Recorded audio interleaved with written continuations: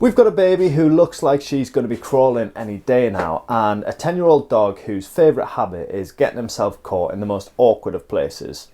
And I don't really want that place to be next to the wood burning stove, so I thought it was about time that I made ourselves a fire guard. I don't particularly like the cheap looking metal fire guard, so I wanted to make something more permanent that becomes more of a feature of the room. I'm going to be making this out of this large ash mantle. Here's an offcut of it that I got from a local wood supplier, and some 20mm rebar. The ash is going to need a fair bit of milling to get it down to a more usable size than the 7.5 by 5 inches that it currently is. I start by ripping this down on the bandsaw. I did a whole video on this a couple of weeks ago, testing out my bandsaw's capabilities when it comes to ripping down large hardwoods. If you're interested in that one, go and check it out after this one.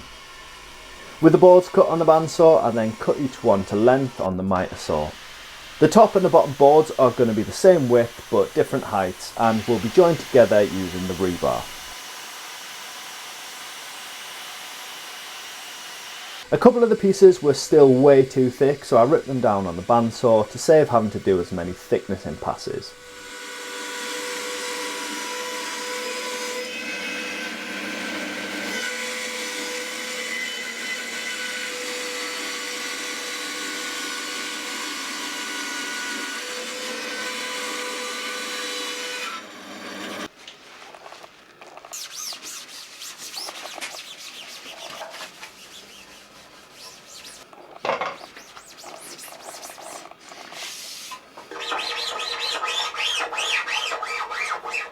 I could then make a flat side on the planer and then run them through the thicknesser to the desired thickness.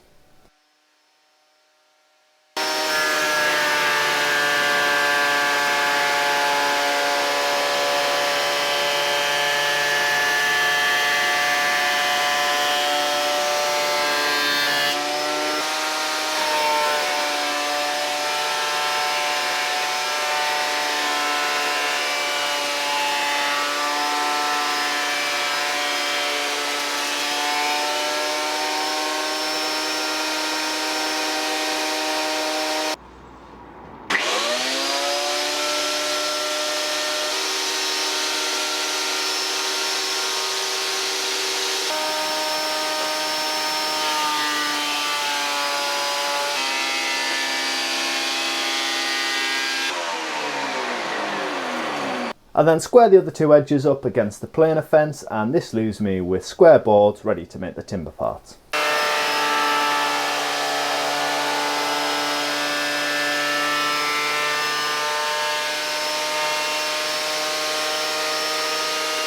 The wooden frame is going to be an elongated U shape, and I'm joining these side pieces with a Mitre joint that I marked up for cutting and cut on the Mitre saw, which I decided to hide from the camera using my arm apparently. After that I could join these pieces together. I'm using wood glue and a large single screw driven in diagonally to hold these together. The glue should be plenty strong enough, but there's a good chance of this wood expanding and contracting a lot since it's close to the fire and the heat, so the screw should stop the joint from pulling apart. You can't really see this anyway due to the layout of the room.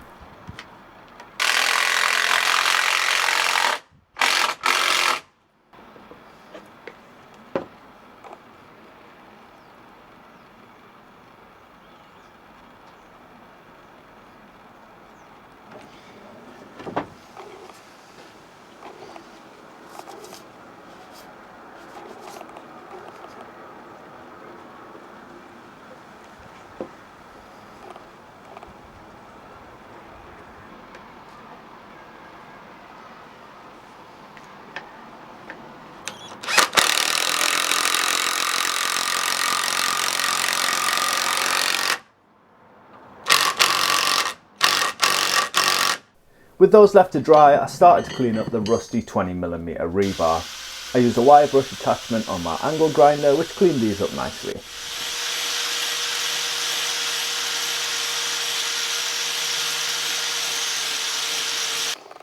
I then treated these with some of my own wax oil, which should prevent these from rusting again straight away.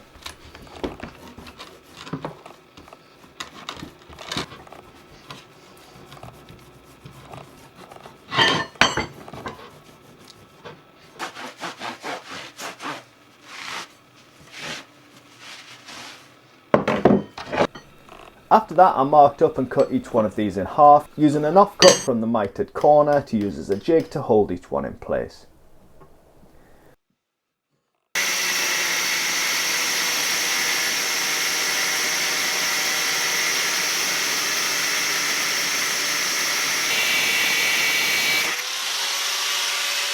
With the wood glue dry, I then drilled the holes using a Forstner bit for the rebar to sit into. This was done on the bottom of the top bar and the top of the bottom bar.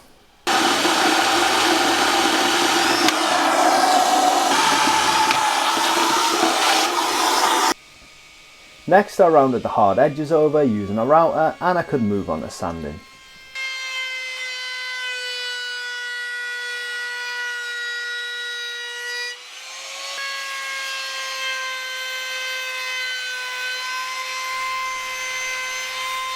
The planer thicknesser left a really good finish on these, so I only needed to start at 120 grit, moving up to 240 to finish.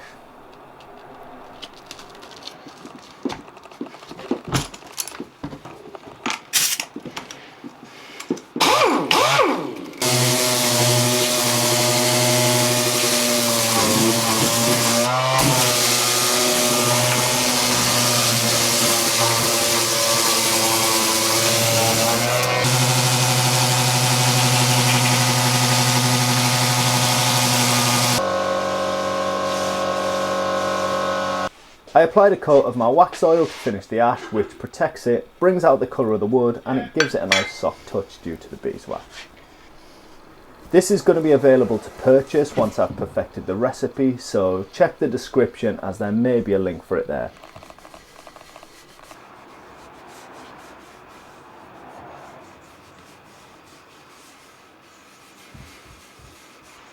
I can then buff this off and bring it up to a nice sheen.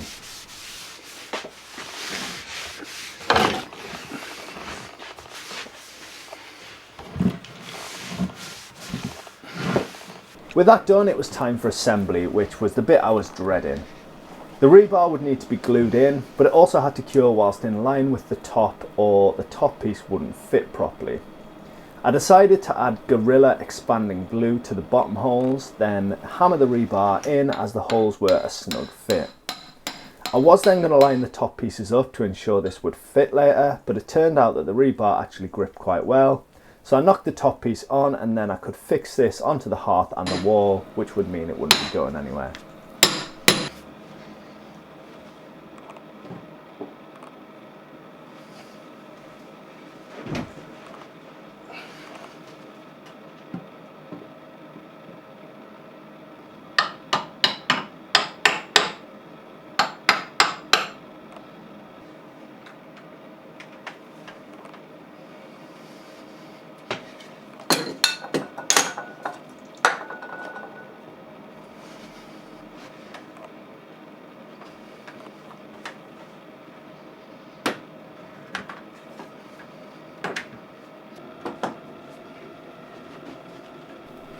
I used some expanding foam to sit this onto. This is a really good glue and it obviously expands to fill any gaps between the wood and the hearth which isn't perfectly flat.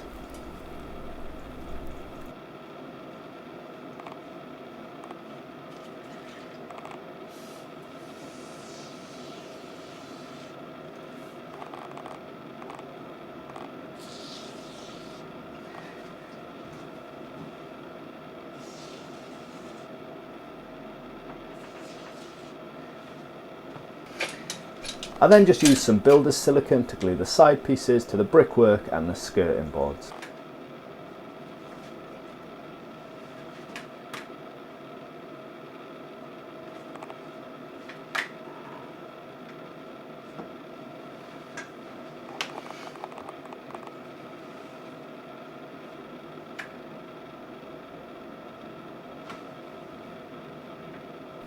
I used Wonder Wipes to wipe any of the foam away that had come out from under the wood before this went off. I also attempted to do the same for the Gorilla Glue, but every time I did, the moisture in the wipes would react and cause this to expand even more. And after doing this about 3 times for each piece of rebar, I decided I would just cut the excess away when it was cured. What was it that we watched when we were like, oh, we could do a fire guard like that? It was like Remarkable Renovations or something? Yeah, it was one of them things, wasn't it? And that's it all done. I've tested out the strength and I can stand on this, and I'm over 100 kilos, so it's plenty strong enough.